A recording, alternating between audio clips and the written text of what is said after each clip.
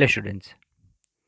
Welcome to all of you in the first session of the chapter 2, that is discrete and continuous variable probability distribution. Students, today we are going to understand the first concept of this chapters, and that is the discrete probability distribution. अगर आप book में देखोगे ना तो बहुत सारी लंबी theories उसके अंदर दी है, पर उसका अगर हम लोग कंक्लूजन निकाले तो वो दो ही चीज़ निकल रही है। पहले तो हम लोग किसको डिस्क्रीट प्रोबेबिलिटी डिस्ट्रीब्यूशन बोलेंगे या उसकी कंडीशन क्या है। तो जैसे मैंने बताया यहाँ पे दो कंडीशन है, ठीक है।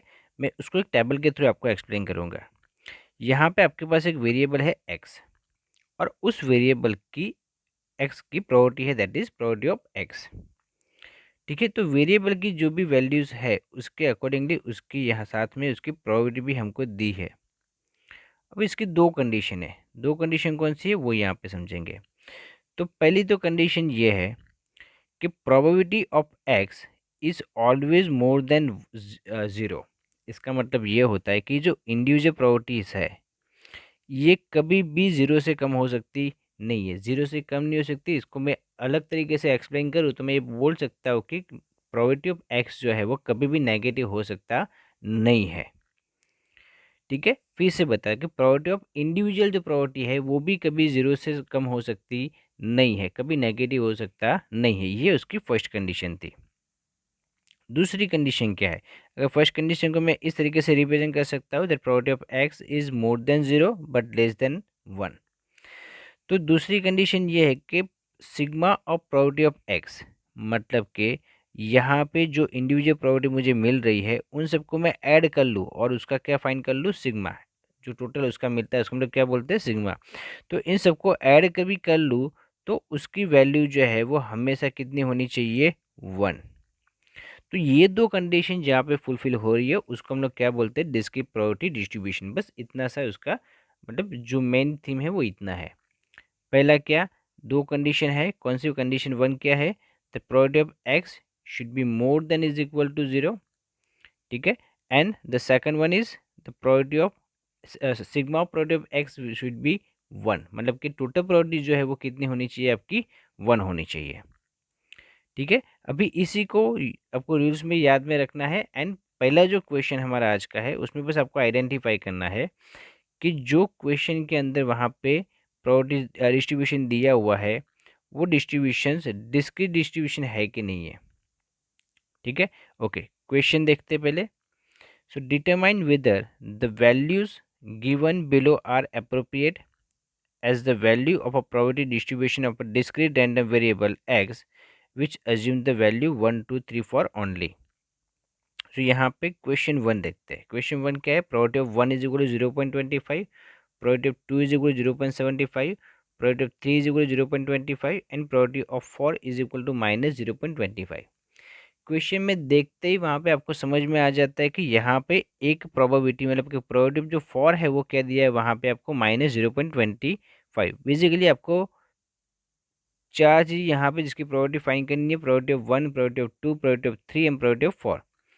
अभी इसमें से आपकी एक जो प्रोबेबिलिटी आई वो किस में आई, नेगेटिव, मतलब कि माइनस में, जो उस कंडीशन को फुलफिल नहीं करी जिस कंडीशन के थ्रू प्रोबेबिलिटी क्या बन सकता है, distribution of discrete variable. But वो यहाँ पे पॉसिबल है नहीं, क्योंकि उसमें जो दो कंडीशन थी, कंडीशन वन कौन सी, कि वहाँ पे अगर हम लोग उसका टोटल करें तो आंसर कितना आना चाहिए, वन। मतलब कि अगर सिग्मा पी एक्स करे तो टोटल कितना आना चाहिए आपका, वन। तो वो तो यहाँ पे हो रहा है, देखो 0.25 माइनस 0.25 खत्म हो गया वहाँ पे, वैल्यू नील हो गई। एंड 0.75 प्लस 0.25 तो आंसर कितना आ रहा है, वन। मतलब कि मैं सिग्मा पी एक्स कर रहा हूँ तो आंसर मेरा वन आ रहा है। लेकिन दूसरी ये भी कंडीशन थी कि कोई भी प्रोबेबिलिटी जीरो से नीचे कम हो सकती नहीं है, मतलब कि नेगेटिव नहीं हो सकती है, जबकि यहाँ पे आपको एक नेगेटिव वैल्यू मिल रही है। इसका मतलब क्या, कि ये जो प्रोबेबिलिटी डिस्ट्रीब्यूशन है वो डिस्क्रीट वेरिएबल नहीं है, ठीक है। सो यहाँ पे उसको इस हिसाब से लिख सकते हैं, the value of P four is minus 0.25 which is negative, it does not satisfy the condition the probability of X which should be more than zero for the 1 2 3 and 4, of discrete probability distribution, so given values are not suitable for the probability distribution of a discrete variable. Thus given distribution cannot be called probability distribution of a discrete variable. Clear? Okay, second क्या है अभी यहाँ पे देखो, second के अंदर 0.15, 0.27, 0.29 and 0.29। तो अगर हम सब इसका टोटल करेंगे, ठीक है, पहले दो चीज़ें हमको इसमें चेक करनी, वो तो समझ में आनी चाहिए कि इसमें एक तो पता चल गया कि इसमें कोई भी नेगेटिव नंबर नहीं है, ठीक है, मतलब कि एक कंडीशन तो फुलफिल कर रहा है। दूसरी कंडीशन क्या है कि सबको ऐड करे तो वहाँ पे कितना होना चाहिए, टोटल 1। तो यहाँ पे दोनों ही कंडीशन फुलफिल हो रही है कि अगर पहली कंडीशन के उसमें कोई भी ऑब्जर्वेशन ऐसे, कोई भी ऐसी प्रॉपर्टी नहीं है कि जिसकी वैल्यू नेगेटिव हो, ठीक है, तो वो कंडीशन फुलफिल हो गई। फिर जब हम लोगों ने probability of 1 plus probability of 2 plus probability of 3 plus probability of 4 को ऐड किया तो उसका टोटल कितना आया, 1। इसका मतलब कि यहाँ पे जो डिस्क्रीट वेरिएबल की दोनों कंडीशन थी वो फुलफिल यहाँ पे हो रही है। इसका मतलब ये है कि ये प्रोबेबिलिटी डिस्ट्रीब्यूशन कौन सा है, डिस्क्रीट वेरिएबल प्रोबेबिलिटी डिस्ट्रीब्यूशन है यहाँ पे। क्लियर? ओके, थर्ड जो क्वेश्चन है उसको एक बार देख ले। तो थर्ड में आपको क्या देखने को मिला, 1/19, 9/19, 3/19, 4/19। तो देखते ही समझ में आ जाता है कि एक कंडीशन फुलफिल हो रही है, कौन सी, कि probability of X is more than 0, मतलब कि सारी वैल्यू ऐसे जो 0 से ज़्यादा है। दूसरी कंडीशन जो है जिसमें क्या होना चाहिए कि सबका टोटल जो है वो कितना होना चाहिए, 1, वो कंडीशन फुलफिल हो रही है क्या। तो यहाँ पे अगर देखें तो पहली कंडीशन आपको फुलफिल होती दिख रही है, बट जब सेकंड कंडीशन पे जाते हैं तो उसका टोटल करने पे कितना हो जाता है आपका, 17/19। तो 17/19 जो है वो आपको वन आंसर नहीं देता है। अगर आप कैल्शियम में चेक करोगे 17/19, तो उसका आपका आंसर 1 नहीं मिलेगा। इसका मतलब कि जो सेकंड कंडीशन है वो फुलफिल कर रहा नहीं है, ठीक है। सो यहाँ पे लिख सकते हैं हम लोग, so the given values are not appropriate for the probability distribution, so the given distribution can not be called the probability distribution of the discrete variable. Clear? So इस तरीके से जो फर्स्ट क्वेश्चन था वो हमने सॉल्व किया। इसके अंदर बस वो दो कंडीशन याद रखनी है। अगर दोनों कंडीशन फुलफिल हो जाती है, in that case only we can say that the probability distributions are discrete variable. Okay, move on the second question. The question is, determine when the following distribution is a probability distribution of discrete variable. Hence obtain the probability for x is equal to 2 and probability of x is given c into 1/4 of x, where the value of x will be 1, 2, 3 and 4. पहले तो हमको ये पता है कि individually हम लोग find कर लेते हैं, क्योंकि आपको यहाँ पे प्रोबेबिलिटी कैसे फाइंड करनी वो आपको दिया हुआ है। प्रोबेबिलिटी ऑफ 1 जो x है उसकी जगह क्या हमने रख दिया यहाँ पे 1। उसकी हिसाब से x की दूसरी वैल्यू भी रखती जानी है। देखो x यहाँ पे भी है और x की वैल्यू यहाँ पे भी आपको दी है। प्रोबेबिलिटी ऑफ x फाइंड करोगे तो x की वैल्यू वहाँ पे रखती जानी पड़ेगी दोनों जगह पे। तो अगर मैं प्रोबेबिलिटी ऑफ 1 फाइंड कर रहा हूँ तो c अपनी जगह पे रहेगा, 1/4 अपनी जगह पे रहेगा, और x की जगह ऊपर में क्या कर दूंगा, x उसकी जो वैल्यू दी है वो x। मैं अगर यहाँ पे 1 ले रहा हूँ तो यहाँ पे भी क्या आएगा 1। यहाँ पे क्यों नहीं लिया, क्योंकि किसी का भी रेज टू 1 करने से उसके आंसर में कोई चेंज होता नहीं है, इसके लिए वहाँ पे नहीं लिखा हुआ है। बट जब हम लोग प्रोडक्ट ऑफ 2 फाइंड कर रहे हैं तो क्या किया, c इंटू 1/4 रेज टू 2।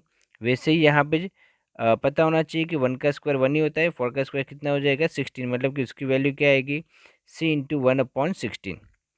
वैसे जब p3 फाइंड करेंगे तो क्या होगा, 1/4 का क्यूब। इसका मतलब कि उसकी वैल्यू कितनी आएगी, c इंटू 1/64 एंड लास्ट में c इंटू 1/4 ठीक है, और इसकी वैल्यू कितनी आएगी, c इंटू 1/256। अभी हमारे पास चारों की प्रॉपर्टी ऑलरेडी यहाँ पे दी हुई है। ओके, टोटल प्रॉपर्टी हमको पता है कितना होती है 1। तो हमने क्या किया, चारों की प्रॉपर्टी को लिख दिया, c into 1/4 plus c into 1/16 plus c into 1/64 plus c into 256। अभी इसमें से सब में देखें सी कॉमन आ रहा है तो सी को हमने कॉमन निकाल दिया, बाकी जो बचा उसको ब्रैकेट में 1/4 plus 1/16 plus 1/64 plus 1/256 is equal to 1।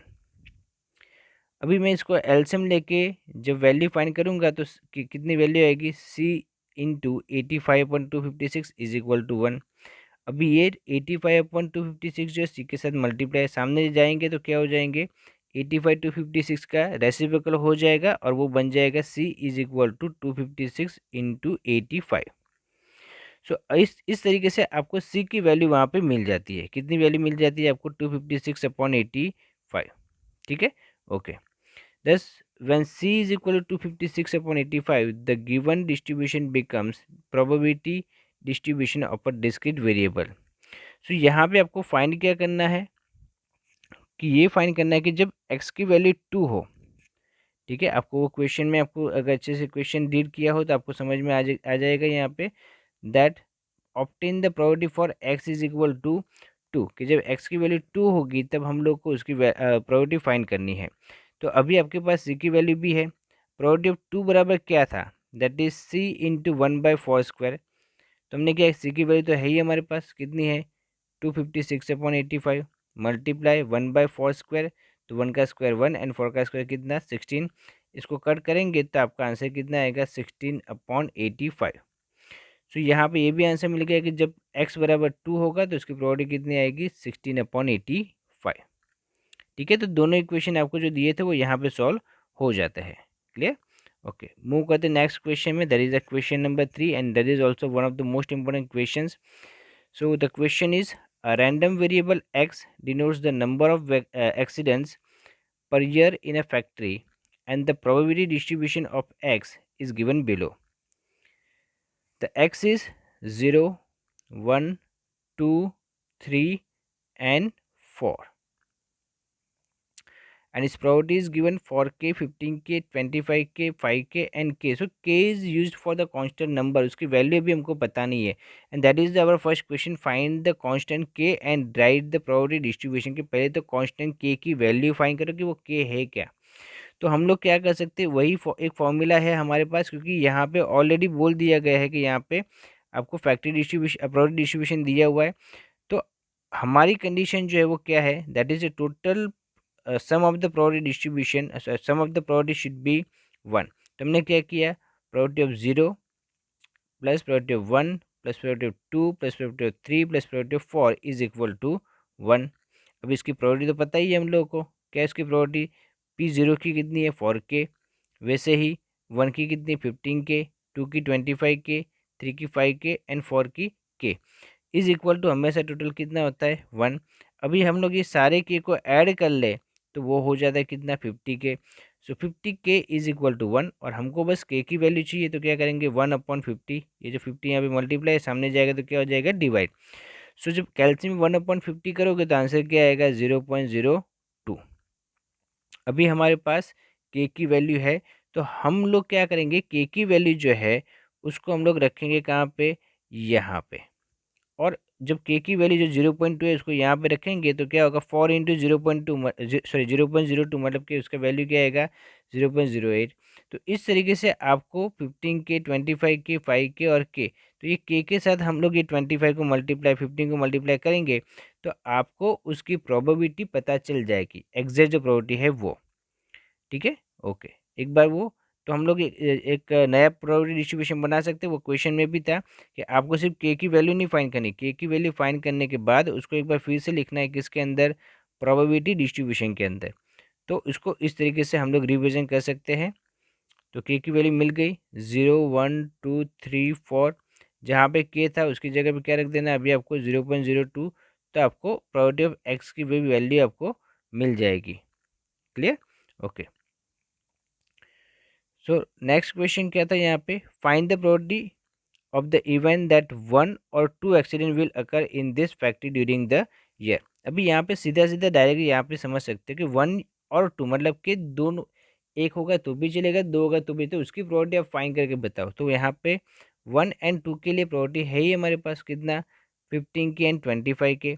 अगर और डिटेल में समझे तो ऑलरेडी हम लोगों ने इसके लिए नया टेबल बना लिया जिसके अंदर उसकी एग्जैक्ट प्रोबेबिलिटी भी है। ठीक है, सो एक एक्सीडेंट हो उसकी प्रोबेबिलिटी क्या है यहाँ पे? 0.30। दो लोग का एक्सीडेंट हो उसकी प्रोबेबिलिटी क्या है? 0.50। तो अगर 1 और 2 दिया है मतलब कि इन दोनों को क्या करना पड़ेगा? ऐड करना पड़ेगा।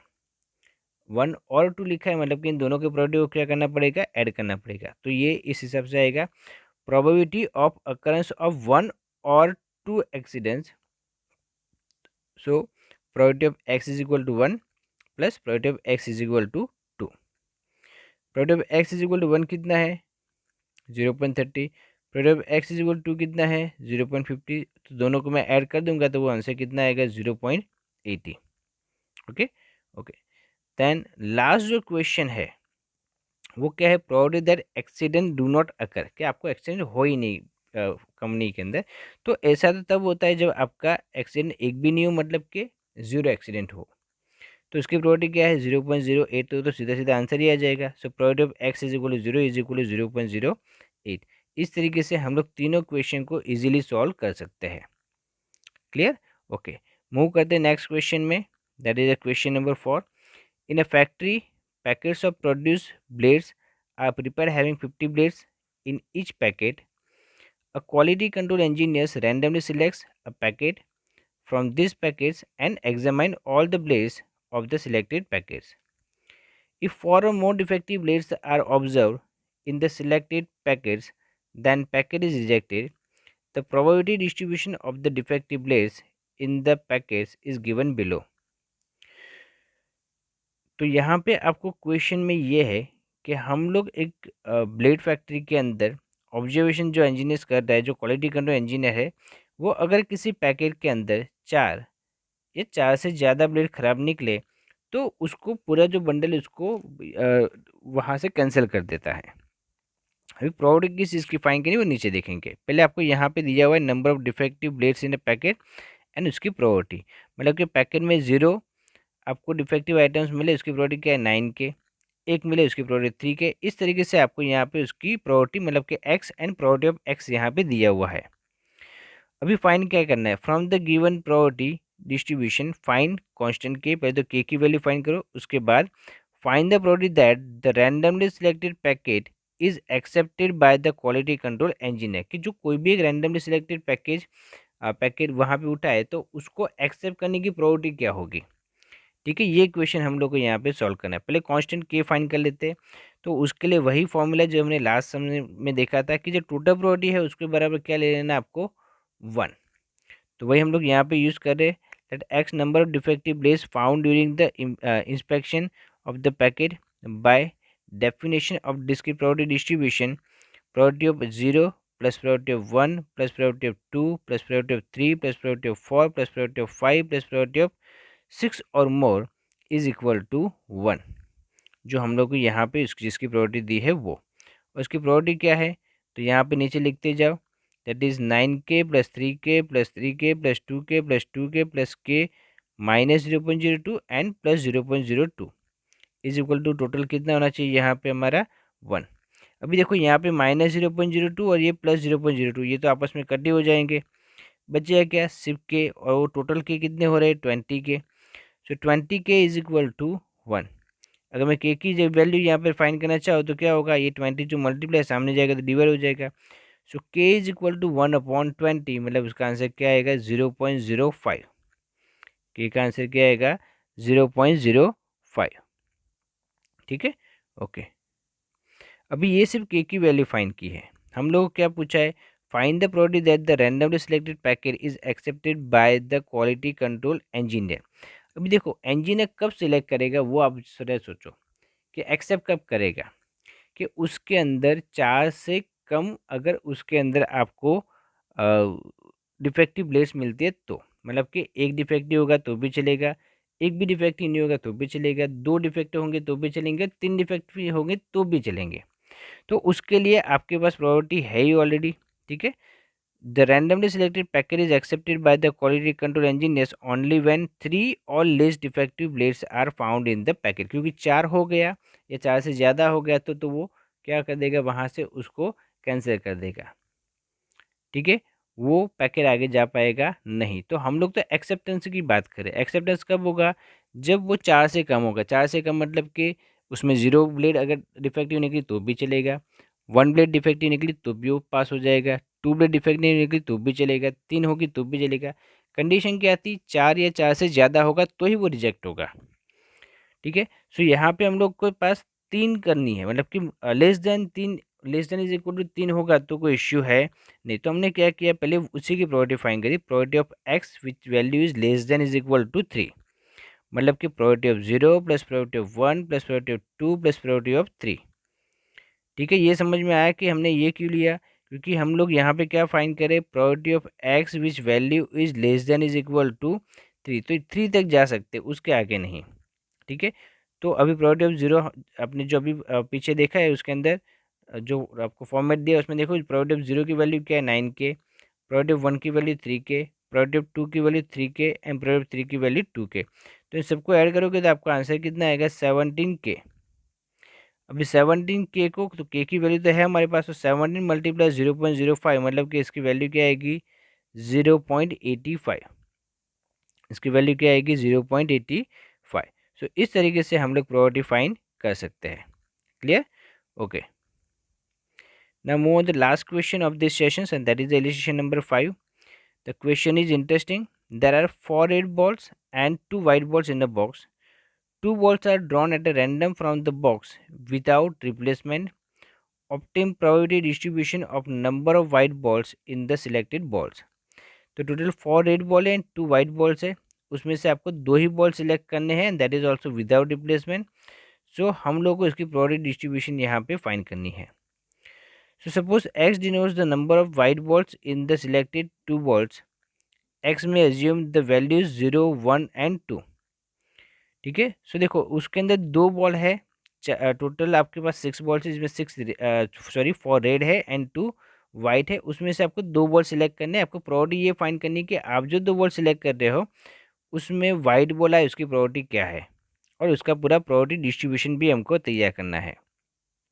अभी उसमें 3 चीज़ें हो सकती है कि वो 2 जो बॉल उठा रहा है उसमें से एक भी वाइट बॉल नहीं आए, मतलब कि 0 वाइट बॉल आए, या तो फिर एक वाइट बॉल आए, या तो फिर दोनों के दोनों वाइट बॉल आए। ठीक है जी, तो उसके पास यहाँ पे 3 ये कंडीशन है।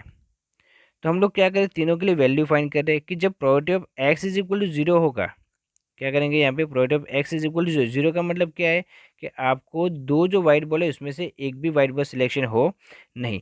तो होगा क्या, सिलेक्शन तो 2 का करना ही, इसका मतलब ये होगा कि आपने जो 4 रेड बॉल थे उसमें से 2 का सिलेक्शन किया होगा, और उसकी वजह से 2 जो वाइट बॉल है उसमें से किसी का सिलेक्शन हुआ होगा नहीं। इसका मतलब कि 4C2 मतलब कि जो 4 रेड बॉल है उसमें से 2 सिलेक्ट कर लिए, कितने में से 6 टोटल बॉल थे उसमें से 2 हमको सिलेक्ट करने थे। तो नीचे का चेंज नहीं होगा यहाँ पे, ये एज इट इज रहेगा, क्योंकि क्वेश्चन में दिया है कि 6 में से आपको 2 सिलेक्ट करने हैं। तो ये हो गया आपका एन। एम क्या होगा यहाँ पे, दैट इज 4C2। 4C2 की वैल्यू कितनी आती है 6, एंड 6C2 की वैल्यू कितनी आती है 15। सो इसकी प्रोबेबिलिटी क्या होगी वहाँ पे, probability of X is equal to 0 की जो है वो वैल्यू आएगी आपको 6/15। क्योंकि हमको फाइंड क्या करना है, 0 का भी, 1 का भी और 2 का भी। ठीक है, तो यहाँ पे हम लोग सेकंड ये प्रोबेबिलिटी फाइंड कर लेते हैं कि जब X is equal to 1 means there will be 1 white ball and 1 red ball in the 2 selected balls. Probability of x is equal to 1, probability of तो यहाँ पे आपको एक रेड बॉल और एक वाइट बॉल आपको सिलेक्ट करना है। तो क्या होगा, आपको टोटल 2 वाइट बॉल में से एक सिलेक्शन करना है एंड 4 जो रेड बॉल है उसमें से भी एक सिलेक्शन करना है। तो वहाँ पे क्या किया, यहाँ पे देखो, तो 2C1, 2C1 क्यों, क्योंकि आपके 2 जो रेड बॉल थे उसमें से हमने क्या किया, एक सॉरी 2 जो वाइट बॉल थे उसमें से एक सिलेक्ट किया, एक और भी सिलेक्ट करना है। तो क्या करेंगे, 4 जो आपके पास रेड बॉल है उसमें से एक सिलेक्ट करेंगे, और इस तरीके से टोटल कितने सिलेक्शन होंगे, 2 आउट ऑफ 6। तो वहाँ पे आपकी क्या एंट्री बनेगी 2C1 मल्टीप्लाई 4C1 अपॉन 62। अभी इसकी वैल्यू फाइंड करेंगे तो इसकी वैल्यू कितनी आएगी, दैट इज 8/15। Clear students? अभी ये हम लोगों ने फाइंड क्या किया, सिर्फ x इज इक्वल टू 1 की वैल्यू। ये क्या फाइंड किया आपने, x इज इक्वल टू 0 की प्रोबेबिलिटी फाइंड की, ये प्रोबेबिलिटी फाइंड की when x is equal to 1। अभी एक और प्रोबेबिलिटी फाइंड करनी है, that is when x is equal to 2। ठीक है, मतलब कि आपको 2 वाइट बॉल चाहिए और दोनों वाइट बॉल आपको मिल जाए। तो वहाँ पे क्या होगा, दोनों के दोनों मिल गए मतलब 2C2, एंड यहाँ पे ओवरऑल कितने हैं आपके पास 6 बॉल है, उसमें से 2 सिलेक्ट करने के कितने तरीके हो सकते हैं, 1/15। सो अभी आपके पास तीनों आ गए। ठीक है, probability of X is equal to 0 भी आ गया, probability of X is equal to 1 भी आ गया, and probability of X is equal to 2 भी आ गया। तो इन तीनों को ऐड करके उसका जो टोटल होना चाहिए वो कितना होना चाहिए, 1। तो वो देख लेते हैं यहाँ पे। सो 0 पे अभी हमने डिस्ट्रीब्यूशन बनाना था, तो वो डिस्ट्रीब्यूशन बना लिया हम लोगों ने, एक्स एंड उसकी प्रोबेबिलिटी पी एक्स। यहाँ पे कितना 0, यहाँ पे 1 एंड यहाँ पे 2। 0 इसकी प्रोबेबिलिटी क्या थी यहाँ पे 6/15, वन है उसकी क्या थी 8/15 एंड 2 है उसकी 1/15। सो इन तीनों को जब ऐड करोगे तो आपका आंसर कितना आएगा, sigma P X is equal to 1। ठीक है, okay students, I hope you enjoy this session. Thank you very much.